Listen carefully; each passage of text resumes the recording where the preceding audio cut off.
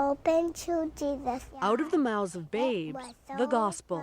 Christ loved you enough to give his life for you.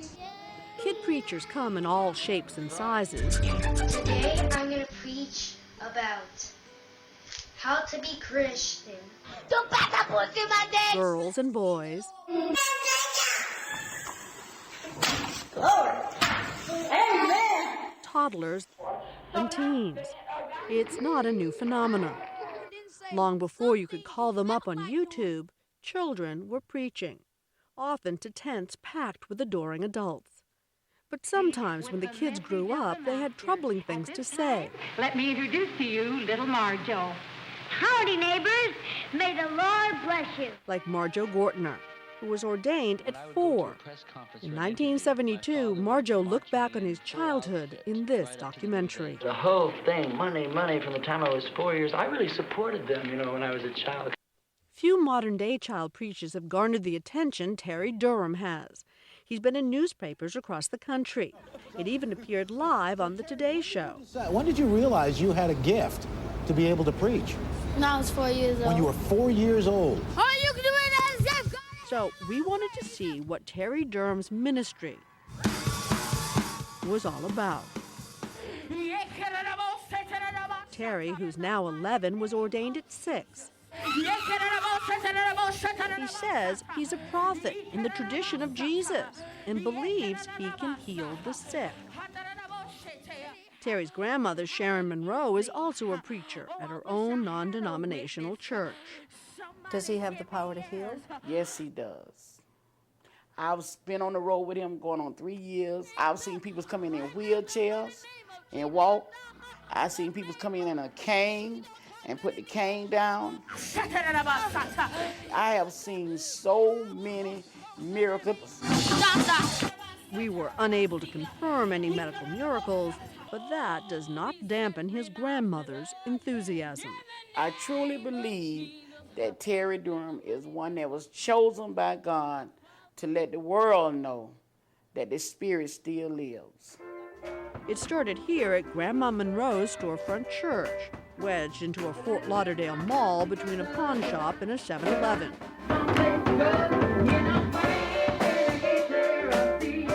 That's Terry's twin brother Todd on the drums.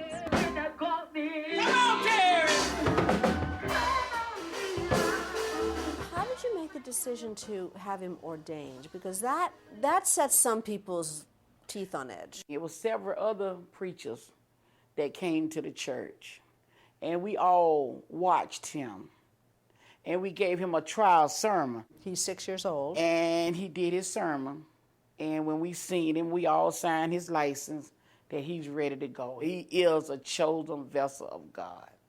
We asked Reverend Randall Balmer, an ordained Episcopal minister and professor of religion, to look at videos of Terry preaching. If he truly sees himself as a prophet, I would look for something deeper and more profound, maybe even something new. What I see instead is somebody who is mimicking a particular style of preaching. Reverend Balmer may not think much of Terry as a minister, but there are plenty of people who do. Over the last few years, Terry has preached in 37 states and 5 countries. Minister Terry Durham! The belly of the fish. His father, Todd Durham Sr., sees Terry as a gold mine. I see Terry Durham as a major icon for the Christian industry. In the mighty name of Jesus. Todd Sr., who works as a night security guard, is the marketer-promoter of the Terry Durham ministry. Jesus is the product. I've looked up Joel Osteen. Joel is at 76 million a year. One day I'm hoping Terry will be at about 86 million. So, ministries are profiting these days. Everyone's buying into this. $86 million? Well, the marketing has already begun. Sermons are for sale along with T-shirts, DVDs, even pin-up photos. And don't forget they have CDs and DVDs on sale. Following this sermon in Miami, congregants came forward with cash. Oh, yeah. According to Todd Sr., on this day, The offering was a couple of $1,000s. So it's donations. People give donations. They'll give him a donation. And a lot of time when Terry is up speaking, people walk up and throw money at his feet anyway. It can be a lot of money. Todd says some churches give up to $5,000 for a big event. That covers marketing, that covers the cars, his transportation services, hotel, lodging fees, expenses for him when he's on the airplane, when he's in the city, maybe want to shop. There may be some people, though, listening to you talk who are a little worried about whether or not Terry is benefiting from all of his hard work. Mm-hmm. He is benefiting from all of his hard work. So you have a special bank account yes. for him? Yes. So that if he wants to go to college someday? Yes, I forgot to mention that. It goes towards his trust fund, him and his brother's trust fund. The family declined to tell us how much money the ministry has made to date. And though they say they have a trust fund for the boys, the state of Florida does not require one for working children. You don't worry that these kids are working too hard? No, because I feel like if he do, Terry will come to me. Well, but you're the grown-up. He's no, the kid. But no. He's not a pushover kid, and if it's something too hard for him, he'll say, no, grandmama. And he trusts me. If he says no, I'm going to accept no. Perhaps, but would Terry actually dare say no? We got an insight into how much he wants to please later that day.